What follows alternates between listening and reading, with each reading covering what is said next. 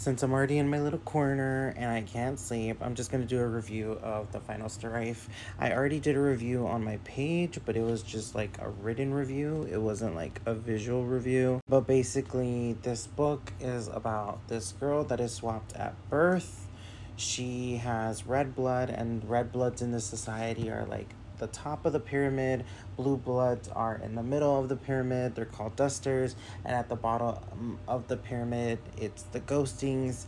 And they have clear blood. Ghostings led this rebellion against the embers. So they have been mutilated of their tongues and some of their limbs, so they talk in sign language. Dusters are kind of treated a little bit better, but they're still treated really poorly. And then Ember is top of the society. So there was the Duster Rebellion where Duster family switched out 12 children, and some of them were of Ember nobility. And Scylla, the main character, is one of the Duster children that was swapped out at birth. And she is trained by this secret organization to basically take down the government. And the way that they have the plan to take down the government in this society is through a set of trials that occur every 10 years.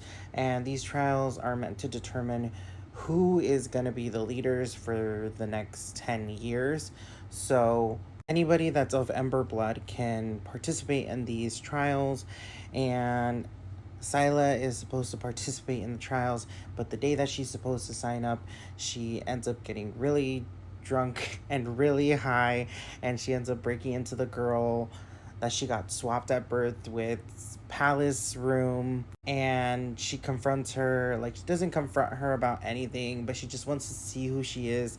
And the girl ended up trapping her in a blood trap. Scylla didn't know how to like really use blood magic, so this is like all new to her. So she ends up missing the signups, and now she has to train the girl that she got swapped at birth with to compete in these trials in order for her to basically be the plant that takes down the government in this society. I was very skeptical the first like 100 to 200 pages because it's very meaty world building. But this felt like a whole season of like Netflix, Hulu, HBO series. If this were to get like an HBO budget, it would be really good. And I just fucking loved it because it's so layered, and it was slow burn, and going through the trials and getting to know all the characters and all the subtle things the author does. Like, there's just one scene that just got me because they talk about Akoma. I think that's how you say it. It might not be, but it's Akoma. And in this book, it's like the jugular, and one of the characters calls that to another character, and they're supposed to be in love. It's John and Scylla. And then they're training these other two characters. Scylla and another character are training, and it gets like the girl gets the knife close to the jugular, and you realize that like they're starting to fall in love because like Akoma means like that's the person that you're meant to be with. Like, that's your lifeblood. That's your ride or die. So then they're training, and then the knife gets like close to the neck, and you're just like, oh my god. Like, it's subtle storytelling, things like that all throughout the book. And like it's very show not tell. It's like a lot of feelings are embedded into the descriptions of things, and as you're reading, you're just like, you're picking up on little things, and you're like, maybe this is queer bait, but it's not queer bait. You have a whole bisexual love triangle in this book, and if I had fucking known that, I would have picked this shit up a lot sooner, because bisexual love triangle. I'm tired of seeing these love triangles where it's like one girl two men. Both of them are fighting for her love and attention. It's like, why choose, ma'am? But then having like a bisexual love triangle, I'm like, that's so different. I'm like, I actually want to see who she picks though. I don't really like, this was a 5 out of 5 for me. I think I was gonna rate it like 4.5 to 4 depending on the ending, but that ending really geared up those last like 100 to 150 pages that I was like, this was it. And I'm so excited to read the second one. The third one comes out later this year. And like the way she builds layer upon layer upon layer until you get to the ending is just so satisfying. Because like most of the time when you're reading, you're just like, oh, okay, I'm getting new information, I'm getting new information, I'm getting new information. So then what she does in this story is like, you're getting new information and you're kind of disregarding it because you're just like, oh, this is probably just like info dumping. But no, the whole time she's building to the freaking climax from page one, and the entire time you're just like, wait, I I was like, whoa, okay. I do think this one you have to pay attention like the first 100 to 150 pages to even like 200 pages if you're not much of a fantasy reader, because the first like 200 pages can be a little bit meaty with world building, but after that it gets like really interesting, and that's when like all the love story and like the love triangles start panning out, and you're just like, oh, what's gonna happen with the trials, what's gonna happen with the love triangle.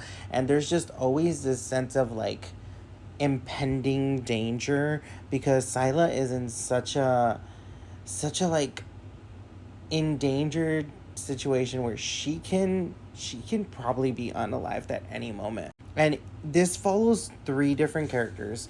I wrote it down right here. So it basically follows a ghosting, and the ghosting, like I said, they've been mutilated at birth, and they do sign language in order to speak. So talk about disability rap. Then you have Anur, who is the sapphic dusting or duster love interest. And it's just like, Anur, like, at first I didn't really like her, but that was because I was seeing it from, like, Silas' skewed perspective of the world and of how Anur was raised. And then you get to know Anur's character, and you're just like, wait, I'm.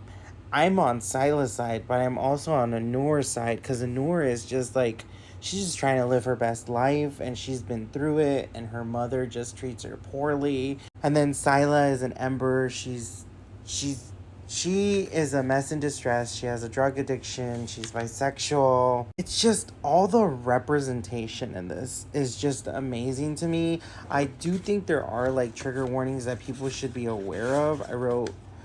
I think it's like, I think there's definitely trigger warnings that people should be aware of. This is definitely mature content. This is definitely like dictatorship, like stuff happens to characters and people are punished in this society. And like I said, the ghosters were mutilated at birth because of the ghosters in the past did a rebellion. So you gotta realize that like there's it's a little graphic. And then there's like a whole like there's like two scenes, I think, where they put somebody on a table and they tie their limbs together and they slowly pull their limbs apart. So if I would like either really fast forward through those scenes, or if that's not the book for you, then that's not the book for you. I just want to kind of like warn you ahead of time. I enjoyed this. I thoroughly enjoyed this. I was interested from page one, but I was very like, okay, I need to put this down. This is a lot of meat for like a short amount of time. But once I really got into it and once I got to enjoying it, I just love this. And this is gonna be my whole personality for like the next 2-3 months until this third book comes out and I finish this series, because I really want to get into the second one. Have a good day, everybody.